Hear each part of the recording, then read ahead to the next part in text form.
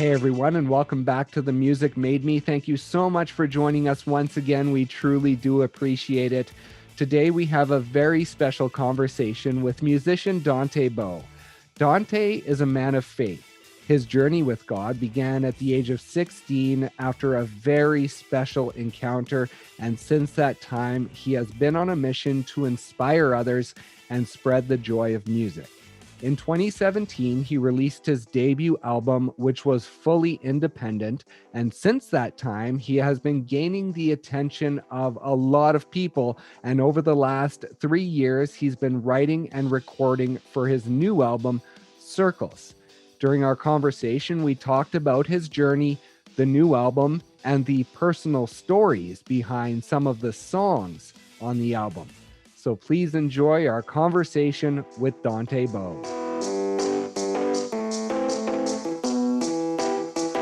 I want to go back to your early days as a country boy back in rural North Carolina on the farm. More of a sports guy, right? Not so much a heavy music guy back then? Yep. So my family, just like any Southern family, just big on like sports. My brother played football.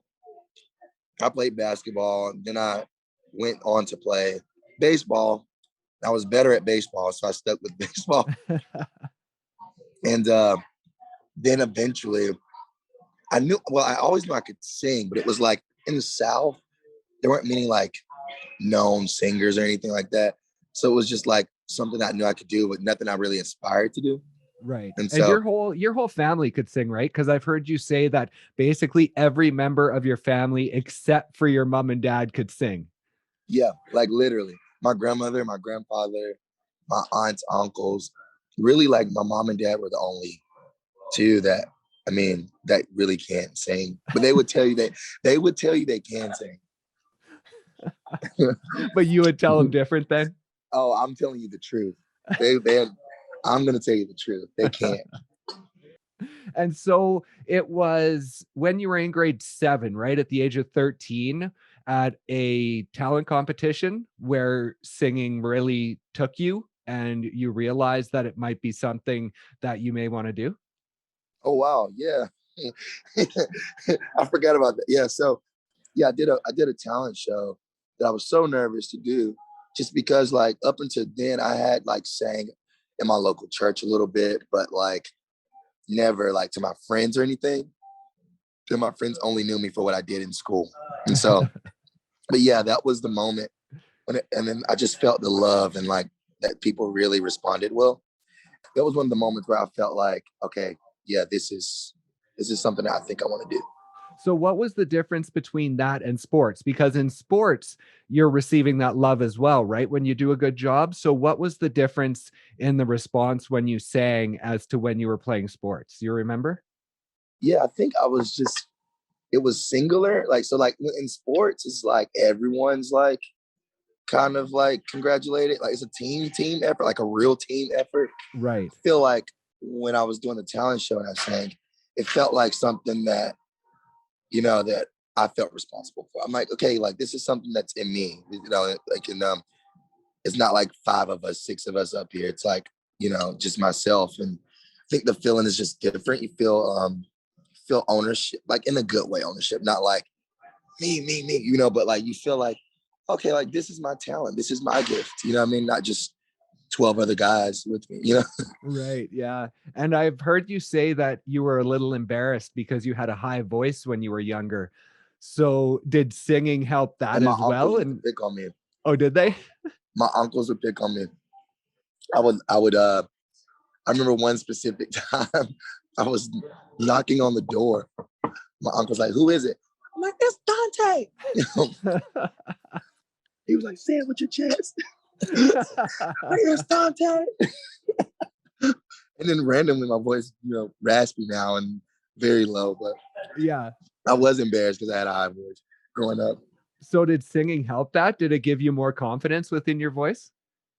You know, I'd say like me watching other singers like Al Green and like Aretha, like these different people that had like this range that was really cool. made me feel like, okay, like this is important as a singer. Like, okay, I have a higher tone than other guys, but like it's like it helped me. Then obviously my voice went low, but Yeah. before puberty, it was like, okay, I'm confident in this because there's other singers with this high voice. Yeah. I've heard you talk about singing to tape and recording to cassette tape. Is that something that you did? Yeah. So I would, well, I don't know if you remember the tapes. You can like rewind them and like record over Yeah. the beat. So I would literally like rewind and record my voice like over the beat. And then later my mom and dad got me this like super rinky dink program called Fruity Loops. And like it's technically like Pro Tools, but it's like for like dummies. Oh, And okay. so I'm sorry if anybody's listening, like I still use Fruity Loops, but no, but and so I used to record like all these like R&B songs. I wanted to be an R&B singer before, you know, I was 16. I think 16 is when I decided to do like more Christian music, but like Right. I was doing just R&B music, like songs about love, songs about my life and whatever I was going through at the time, which was probably nothing. But so yeah, like that's what I would do. Yeah, I would record in my room all the time, like every day. And honestly, that's how I got out of sports actually. Right. Because I would sit in that room like every day and it became like my new passion and zeal. Yeah, I was going to ask you, did that help in being a kid and just being able to sort of release your emotions? Because as a kid, we often keep that bottled up inside. So, did that allow you to get those emotions out in a positive way? I'd say so. My mom and dad were really good about like having conversations with me. So anytime I would get in trouble, it was always like, why'd you do that? And I would say like, well, because so-and-so told me to. Well, was it profitable to listen to so-and-so? Like, look where you are now, like, you know, all this stuff. So I was very in tune with like my emotions and I knew how to articulate them well because of my parents. And Oh, so okay. songwriting became natural, but I think it did ultimately help me kind of like get some frustrations out because you can sing things that you can't say. Mm-hmm. So Yeah. I would sing things that if I would have said them, I'd be in trouble. But my mom was like, "Oh, that's so good," you know. So, yeah. And when did you start writing? Oh wow. I don't know the age, but I think I'd have to say I was maybe 10, 11, because my Wow. first song was like a rap song that I remember my mom and dad was on the porch and I ran up to them and I just started rapping this song and it was really rhyming, like ABC 1, 2, 3. I want to be like it was really rhyming. But I remember my parents were just like looking at each other like, okay, this is decent, like this is good. Yeah, And do you still have any of those tapes they recorded? I do. I actually do. I have songs that I recorded like in middle school, like still on the. There's somewhere on the internet because I'll have to YouTube. look I for like that. don't look for it, please. Don't look for it, dude. Oh, that's awesome. And then I know you've told the story quite a bit before, but talk about when you're 16 and you're in your bedroom and you're listening to Kiera Sheard Free Mm. and that moment and what that meant for you in your life. Yeah, that moment was like, well, it's unexpected. I got on this like gospel kick around that time in my like high school, age. I started like listening to a lot of gospel and I fell in love with Kiera shit. So it was just a normal day, just playing it in the room. And then I just started bawling, just crying and had an encounter with God. And that pretty much changed my entire life. And so I don't remember exactly how long that encounter was, but I do know I woke up the next day and I didn't go to school. And my mom felt like she came in the room and she said she felt like something happened. And she was like, I'm gonna just let him like rest. And so I just slept. Woke up like, oh, you didn't wake me up for school. She's like, I didn't feel like I wanted, I feel like I should have. And so but yeah, that encounter changed my whole life. I started doing Christian music then, or faith-based music, because I would still write about life and love, but it was from a different place. It was like from my faith, you know what I mean? Like what I actually believe about love, what I actually believe about, life, instead of like, life is this. I'm like actually going to speak, the truth over life. So that's when that whole thing happened in me. So That must have been pretty strong, because I know that, people can get feelings every once in a while about different things, but, they're fleeting, they come and go. But to, in one moment, have something catch you so strongly that it forever changes your path. It's not just a week or two that you're like, oh, I feel compelled to do this. It's a whole right. lifetime. Like that must have been a huge pull for you. It was, it was like, honestly, it was a culture shock, because I remember like the first few months, I was just like, what am I doing? Or do I really want to do this? Like, and I started creating, I mean, bro, like within months, I started creating like this buzz in my town for me singing Christian music. When I was singing R&B music, it was happening, but it was a little slower. And I remember thinking to myself, like, oh my gosh, like this is like happening. Obviously, it was a local scale, but I would do like little talent shows, get $75 for like little things and like around the city. But yeah, it was really hard actually at first, and figuring out like, how do I still write about relevant things and not lose people because of my faith? You know what I mean? Yeah, for And so sure. that was like a little pull, and me learning how to use faith to talk about real things and not make people feel like you're living in some magical world, like you're living in some other world. You're Right. not here with us. You know what I mean? And so anyway, I feel like I got into a place where I know how to do that. And um, it really had to come just through honesty, me just being honest in my lyrics. But yeah. Right. And then talk about your work within the church and not just singing, because is it true you dropped out of high school to go full time into ministry a couple of years after that? That is true. Your home, you know me. I did. I dropped out of high school, and um, I went, which was crazy because my dad was so mad at me. Right. I was going to He, ask if that was like parent permission or if you just did it. yeah. So my mom, my mom pretty much gave me permission to do it Okay. without my dad. So my mom and dad, they got divorced when I was like 12, 13. So so anyway, I was with my mom, living in my mom's house, but I would go, my dad lived 10 minutes down, 5 minutes down the street, actually. So I'm Okay. always at both places. So specifically, I was at my mom's house, and I tell her, she's like, yes, do it. She didn't even think about it. And so I had to like ask my dad, and he was just like, you don't need to drop out of school. That's a horrible decision. This is crazy. We worked so hard for you to finish school. You can go to college and all this stuff. And he also believed in my dreams. He wanted me to be a singer. He thought I could do it. He just didn't want it to be at the expense of like my education. Right. And so he was like, just know you can always come home. But he ended up being like, all right, he can go on the road or whatever. But he was like, just come home if you're tired of it. But I never went home. Wow. And you talk about your parents' divorce. That was right around the time where you found your voice in singing. So, how did that affect that transition of your parents separating? Did the music help in that period? You know, I have really, really good, I hate talking about my parents because it sounds like I'm being like fake, but I have really, really good parents. And so I never felt burdened by their Oh, okay. decision to like be a part, because they were so good at like including me and my brother.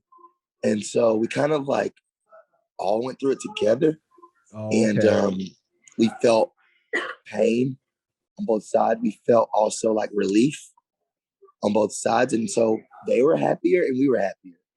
And my dad literally moved, like he literally lives like 5 minutes down the street.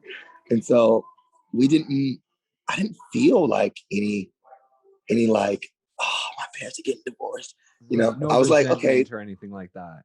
yeah, they were so real, they were so present Right. that I didn't really even, I guess, had time to like really notice. My dad is like living away. My mom is living here because they were always at my games. They always came to everything. So, I had really good parents. Yeah. And so what did that transition look like when you left high school then? Did you go to college? Because you got your degree, right? Or your diploma, rather. Diploma. Yeah. So I didn't go to high school right after. I went on the road, which I promised my dad. I said, I'm usually going to go homeschool. As soon as I get on the road, I'm going to go and homeschool. He's like, okay. That was actually one of the deciding factors. Like, he was like, okay, if you go to homeschool, whatever. And so I didn't go for the first year, which was like a whole nother struggle. And then I decided, like, okay, I'm going to go. And I went to homeschool on the road, graduated, and yeah, that's pretty much. It was a process though. I did a year of like touring and like plowing before I ever went back to school, and then I randomly Okay. had a thought like, oh my gosh, you promised you would get your diploma. So I just did it out of like love for my family. I'm like, okay, at least I can like follow my dreams with no burden. And I'm Right. like, oh man, I don't have a diploma. What if this doesn't work? You know what I mean? And so, yeah. And so what was that year of touring? Were you touring as a solo artist? Because you didn't have any material out then. So Yeah, what no, did the touring look like? I was touring as a background vocalist, which Oh, my dad okay. hated too. My dad hated that I sang background vocals. But but I sang background vocals for Eddie James, and I did that for a year. I did that for years, but I did it for a year, and before I decided to actually go get my diploma.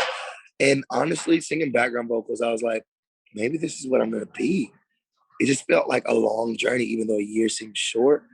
For somebody that's really hoping for something, it's like it felt like almost like tiring and kind of exhausted. Like I felt exhausted. Right. And so when did you start writing for yourself and starting to meet other people within sort of the gospel music community and start writing with other people and meeting other people? So I'd say like I I'd sang with Eddie James for like 6 years, bro. Oh, wow. Before I met anyone. six Wow. years, and I was doing the same exact thing. And the first 3 years, I had lost my burn to write. I wrote all through school. Like, I had that little, like I said, the tape recorder, all the stuff. Yeah. And when I started singing background vocals for him, I lost that zeal to write. And then 3 years later, I just started picking it back up. And I'd write songs. And Travis Green randomly called me. He's like this gospel musician, like famous gospel guy. And he was like, do you want to be on my album? And I'm like, oh my gosh. Like, and I guess he had heard me from just a concert that I had done with Oh, with okay. this group singing background vocals. Sometimes he would ask me to do lead. So I would do lead sometimes. And so Travis asked me to do that. And from that day, I had a few opportunities in the gospel. Nothing significant, nothing. I was still poor. And my parents didn't know I was poor. My Oh, parents didn't okay. know any of that stuff. So 6 years singing with Eddie. I leave. I do this song with Travis Green. Um, I quit my job as a worship pastor. And I'm living on my friend's couch. I'm literally homeless, and I lived on their couch for years. Not for years, for months. It was 6 months to a year, and left there. Went to Columbus. Lived in this one-bedroom trailer, and that's when randomly, I still don't know when interviewers ask me questions about this, I don't know. But randomly, while living in this one-bedroom trailer, writing to me some of the greatest songs in my catalog right now that's out, um, I got calls from just my heroes, people that I looked up to, started like getting my number from like people, and then I got offered record deals from like pretty much every record label, that's doing something. And so yeah, like that's kind of like a short, the short version of that story. What year was it when you started to get all those calls? 2019. Okay. So you had already released your debut then? Because your Well, debut came in 17, right? yep. So I had already released my debut. Um, that didn't do well. No, I'm just kidding.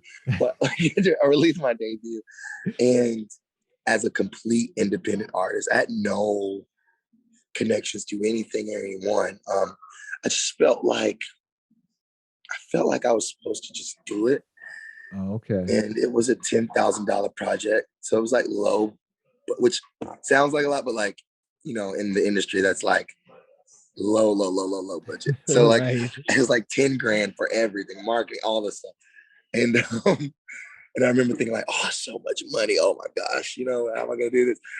And yeah, it came out, and I had Potter and Friend, which did do good. Yep.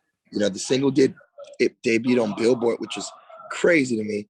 And but yeah, it came out right. It came out before all the opportunity came. Oh, okay. And maybe I have to credit some of the opportunity to that album. I think people found it eventually. Yeah. Right. Yeah. And then so in 2018, you joined Maverick City. What did that mean? Because that was sort of your first opportunity, right? Outside of performing with others and having your debut album, that was kind of the first big one, right? That was my first big one, I'd say. It happened just, man, some friends were in a group text and they were like, we should write together. It wasn't named Maverick City. And I was like, sure, I'll come. And it was just some good friends I love. And went and wrote some songs, and we decided to demo them. And we had a camera crew come in and while we demoed, and we put that song out. It was a demo. I was chewing gum and everything and the thing. And yeah, bro, I don't even know how that even blew up. But like, we had no marketing, we had no PR, we had no budget really. And so that's how that happened. It was an accident. Maverick City was an accident. And we took what was happening organically and we made it on purpose. Like, we started thinking through, like, what do we want to name this? Like, what if it blows up? Like, all this stuff. And Atlanta was, called the Maverick City. So we decided to just, since it was an Atlanta based group, we were like, let's just name it Maverick City. So that's what we did. And before that, all those years of, like you say, living on couches and living in small apartments, what was it that kept you moving forward and driving? Was it your faith, a big part of it, in why you kept moving forward? I think it was just I was getting closer. Right. It's like, I feel hope so strongly. I couldn't, and that is my faith. That, like, I felt hope even when it looked like I'm gonna be like one of those little chicken circlet artists, which is like okay to be. I was like, man, it wasn't my dream or my vision, but I'm okay with that. Like, I kind of have a buzz. I'm okay with this. This is fine. I'll stay here.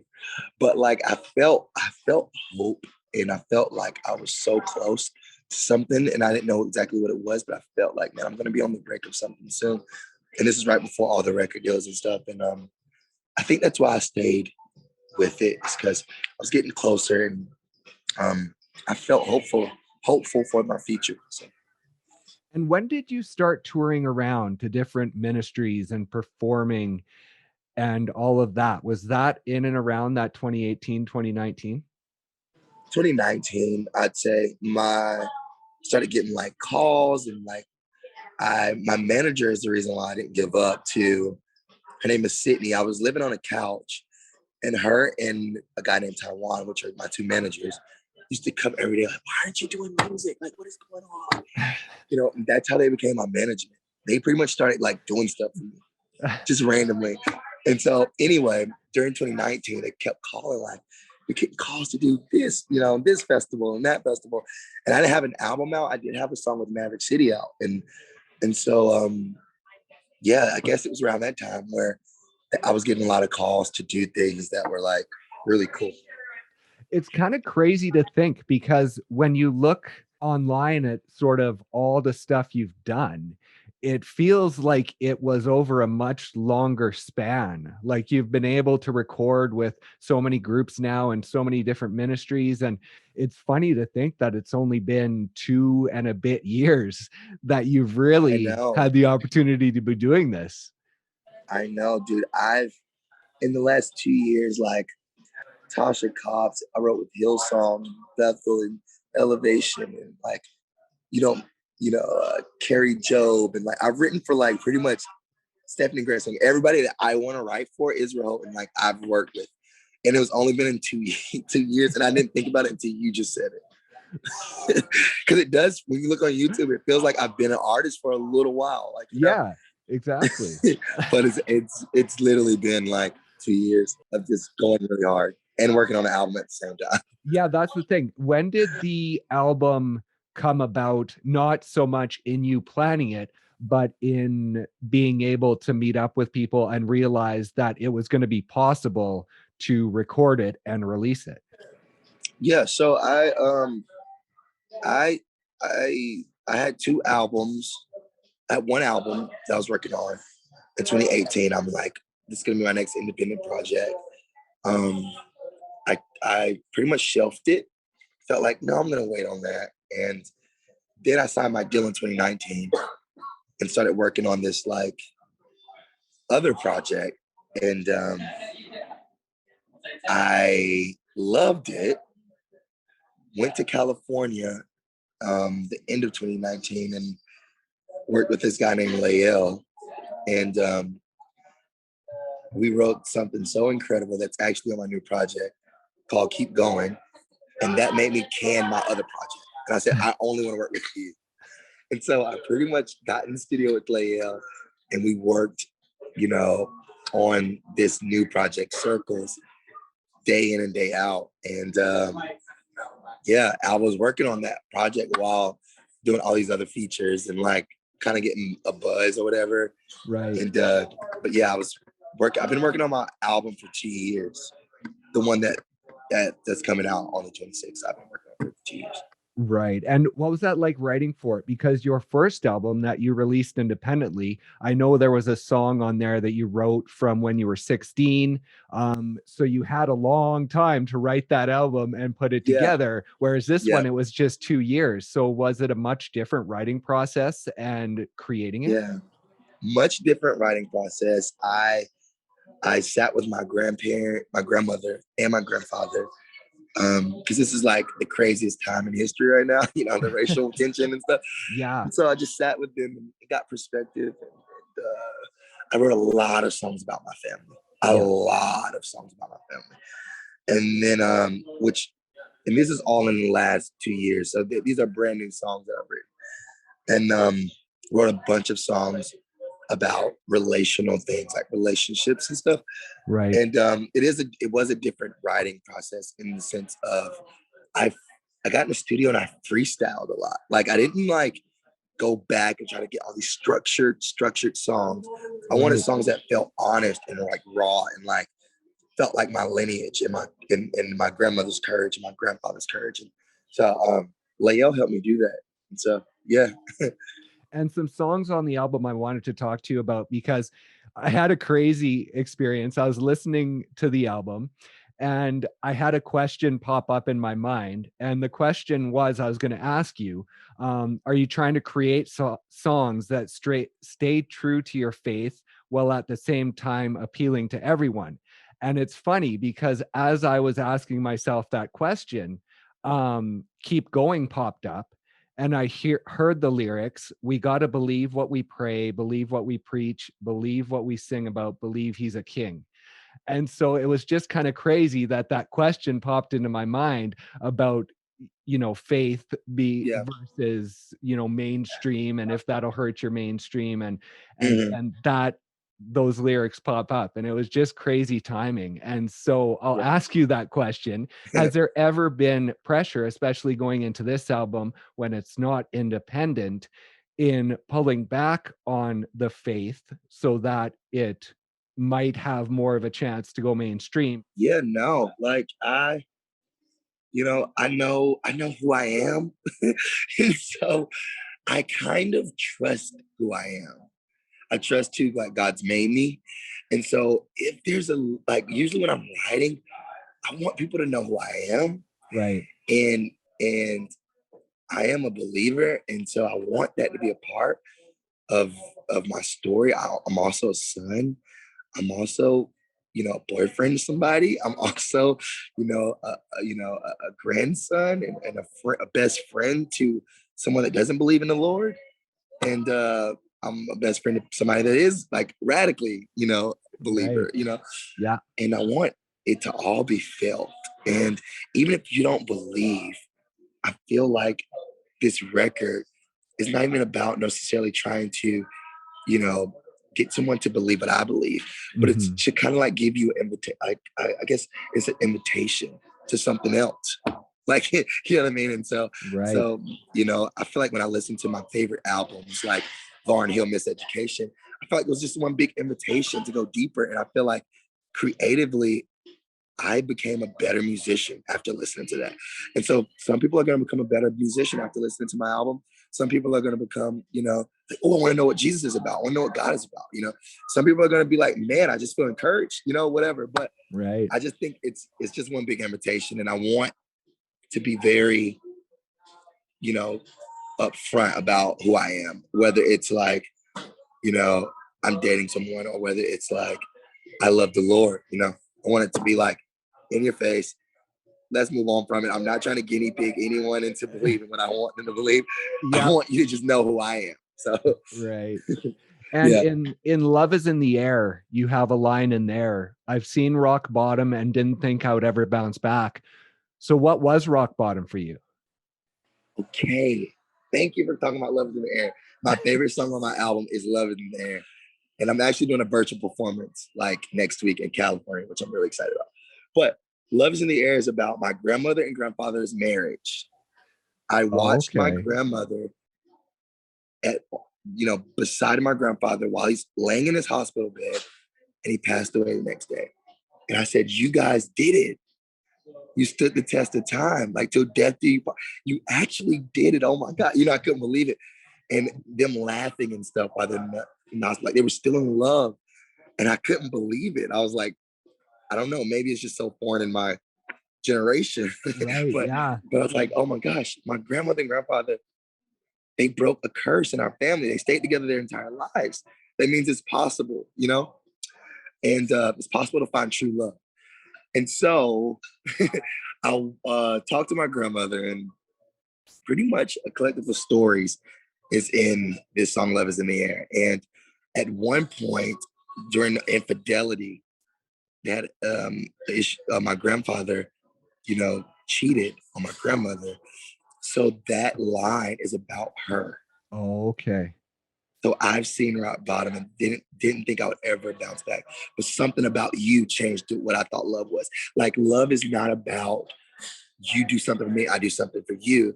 Love is about I choose you. You're not Right. perfect and you hurt me sometimes, but I choose you. Like my mom chooses to love me. I choose to love her. I choose to love my friends. And so in that moment, my grandmother, could look at my grandfather like something about you changed what I thought love was. I guess I had the wrong idea all along. You know what I mean? Yeah. Like love is not some fairy tale. Love is not some rainbow, like like clouds in the sky. Love is sometimes rain and pain and heartache and yeah, it's all the things. So That's that's what that awesome. line is about. My grandmother's rock bottom. That's awesome. I'm glad I asked you about that. I'm so glad you asked me that. And then in All God's Children, you say something about my dad was a gangster. Now, is that literal? My dad was the biggest drug dealer in our town. Really? And I didn't find out until I was like, I'd say like 14, 15. And he stopped when I was 16 because I got saved. And but he did it my entire life. And we lived a privileged life. And I didn't necessarily see them go to work. So I knew there was something about it. Like I'm like, Oh, man, this is okay. like weird. But my dad was a gangster. And like he's not anymore. But he still has like himself. Like he still acts the same, like, but he's just a teddy bear. I mean, he's a believer now, but he still has that, he's like just very like laid back, chill, like just that guy. So I said my daddy was a gangster, got turned it around. Now my daddy is a gangster with a rope and a crown, and that's the truth. That is so awesome.